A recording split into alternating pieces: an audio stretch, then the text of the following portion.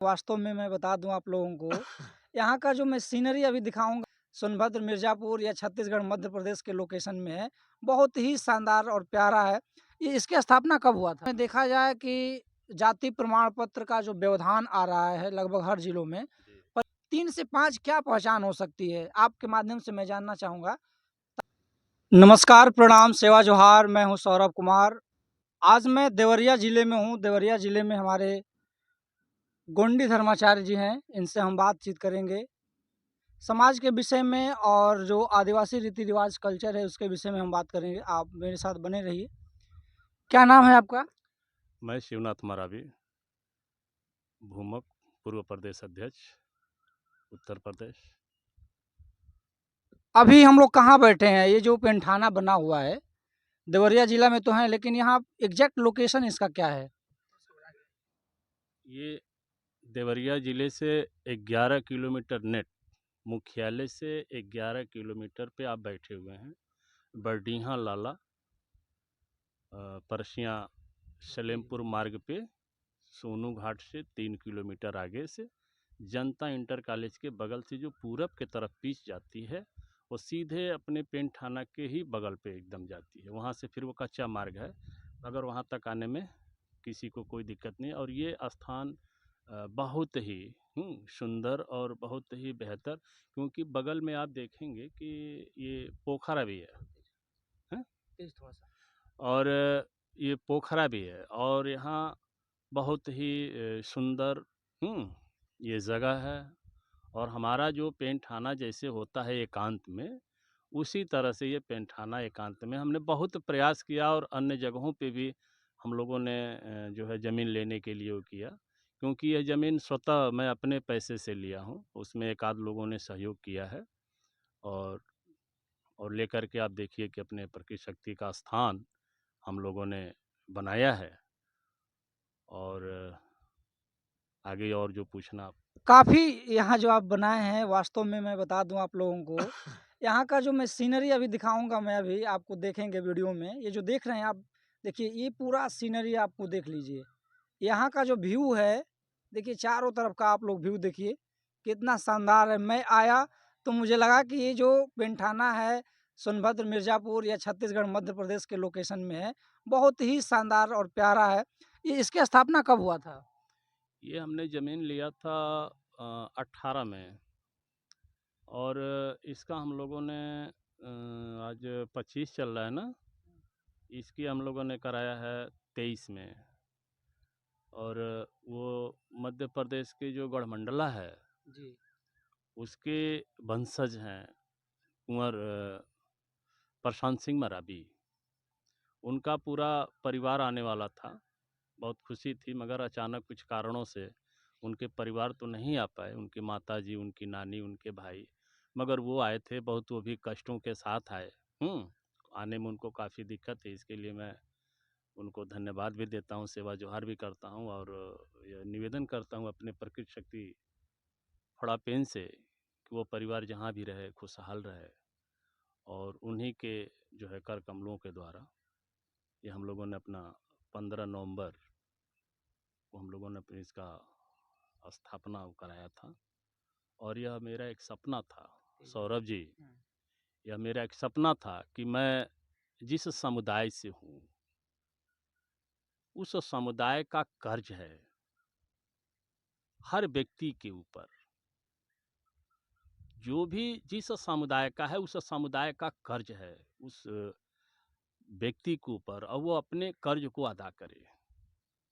ये देवरिया में जैसे मैं पौध पूर्वांचल में कई सारे पेंठाना बने हैं, जी। और चूंकि खासकर गोंड समुदाय के ही लोग रहते हैं उत्तर प्रदेश में।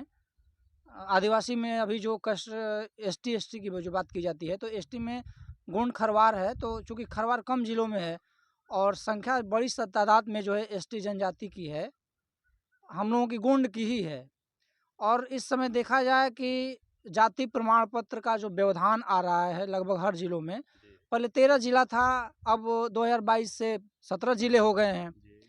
सुचारू रूप से नहीं बन रहा है। कहीं अधिकारी बोलता है कि आप गोंड नहीं हैं, तो आखिर हम रियल में गोंड हैं? हमारा डीएनए अगर टेस्ट कराया जाए यहाँ के लोगों का, तो डीएनए रूप से भी वहाँ ये मूल निवासी हैं, लेकिन अधिकारी पूछता है कि आप गोंड नहीं है, तो गोंड की 3 से 5 क्या पहचान हो सकती है? आपके माध्यम से मैं जानना चाहूँगा, ताकि पूरे ये समाज के लोग जो वीडियो देख रहे हैं, उनको जानकारी हो, जो नहीं जानते हैं। देखिए सौरभ जी, ये जो आप अभी जो सवाल हमसे कर रहे हैं, ये कुछ समस्या है नहीं, ये समस्या बनाई गई है और बनाया भी हम ही लोगों के बीच के लोगों ने बनाया है। कुछ सामाजिक लाभ लेने के लिए, कुछ लोग राजनीतिक लाभ लेने के लिए, ताकि वो समस्या बनी रहे और हमारे समुदाय के लोग परेशान रहें। अगर मुझसे पूछ रहे हैं कि ये समस्या का निदान कैसे होगा, तो देखिए, हम रूढ़ी व्यवस्था वाले लोग हैं और जब तक कोई भी समुदाय रूढ़ि व्यवस्था मतलब क्या आप कहना चाह रहे हैं? रूढ़ी व्यवस्था जो हमारे पूर्वजों ने जो अपने रीति रिवाज को लेकर के वो चले थे, जिस समय से चले थे और आज भी चल रहे हैं, जब तक आप अपने रूढ़ी व्यवस्था पे नहीं आएंगे, तब तक ये समस्या बनी रहेंगी। जैसे आपने पूछा 3 से 5 क्या है? अगर हम आपसे पूछें कि सौरभ जी, कोई भी व्यक्ति से आप पूछिएगा कि आप गोंड हो, तो गोंड की पहचान बता दो, तो क्या बताएगा? वही उसकी रूढ़ी व्यवस्था है। सब कुछ इधर से उधर हो जाएगा, मगर वो चीज़ उधर से उधर नहीं होगा। जैसे हमारे यहाँ गणगोत्र बाना, हम इन 4 वर्णों में नहीं आते हैं। ब्राह्मण, क्षत्रिय, वैश्य, शूद्र।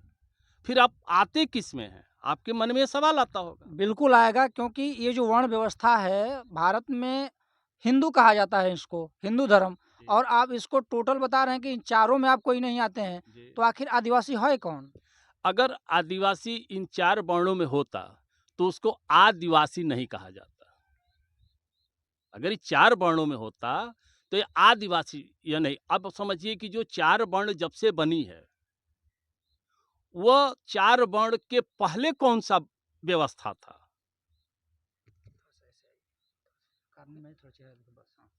ये 4 वर्णों में जब से आप व्यवस्था देख रहे हैं, आपने कहा हिंदू मैं किसी धर्म का विरोधी नहीं हूँ। वो अपना काम कर रहे हैं। वो अपनी व्यवस्था को कायम रखे हैं। तो क्या आदिवासी अपनी जो रूढ़ी व्यवस्था है उसको कायम नहीं रख सकता? बिल्कुल रखना चाहिए। लाभ लेने के लिए तो हम आदिवासी हैं, जनजाति हैं, ट्राइबल हैं, बड़ी सीना ठोक के कहते हैं, मगर अधिकारी तौर पे अगर आप उसको देखें, तो तमाम हाई कोर्टों, सुप्रीम कोर्टों का यह आदेश है, ये मेरा आदेश नहीं है। ये सन 71 का आदेश है, त्रिलोक सिंह बनाम गुलबसिया, जस्टिस चित्रसेन 15/1/1971 का जजमेंट है। ये सुप्रीम कोर्ट का, मेरा नहीं है। Gond is a not Hindu, क्योंकि वो उसमें स्पष्ट उस आदेश में है कि गोंड अपने रीति रिवाज कल्चर यानी रूढ़ी व्यवस्था को मानने वाले प्रकृतवादी है। यह नेचर के साथ चलता है। यह पूरा पूरा सत्य पे आधारित है। इसीलिए हम लोग किस चीज को मानते हैं? पुनेम को मानते हैं। पुनेम का मतलब होता है सत्य का मार्ग। न फंसना है न फंसाना है, न किसी को उलझाना है। जो कुछ भी करना है, जो सत्य है वही करना है। हम इस स्मृति चिन्ह यानी कि अपने फड़ा पेन के शरण में बैठ करके इस चीज पे चर्चा कर रहे हैं, यह बहुत ही सौभाग्य की बात है और हमारे लोगों को भी इस बात को समझना चाहिए। यह जो स्थान है, दिन भर में लोग आते हैं जाते हैं और तमाम लोगों की जो दिमागी उलझन थी, यहाँ आकर के समाप्त हुई है। आपने देखा भी था कि आप जब आए कि एक बच्ची आई हुई थी, वास्तव में उसको इन लोगों ने इतना ठगा है, उसके परिवार को ठगा है कि तुम्हारे ऊपर ये है, तुम्हारे ऊपर ये है, तो तुम ये ग्रह तुम जो है नक्षत्र तुम्हारा इधर से उधर हो गया है, उसको ये पूजा करा लो, ये पूजा करा लो। तमाम तरह की समस्याओं को वो झेलते हुए किसी ने बताया कि भाई तुम्हारे समाज के एक स्थान बना है, वहाँ के गुरुजी से जाकर के मिलो, वहाँ के भूमक जी से जाके मिलो।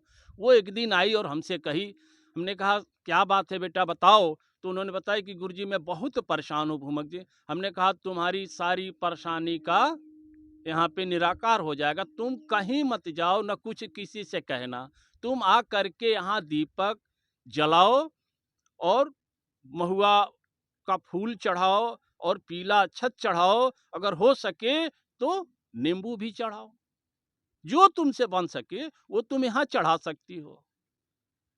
तो ये यही रूढ़िवादी व्यवस्था है जैसे आपने शुरू किया। जी। लेकिन जो व्यक्ति एकदम तत्काल में बहुत जल्दीबाजी में है सिर्फ जाति प्रमाण पत्र के लिए, वो उसके भेजे में ये चीज़ नहीं घुस रहा है, तो उसके लिए क्या किया जाएगा? कैसे क्या बताने का प्रयास करेंगे कि डायरेक्ट ऐसा है कि इसको मानना पड़ेगा?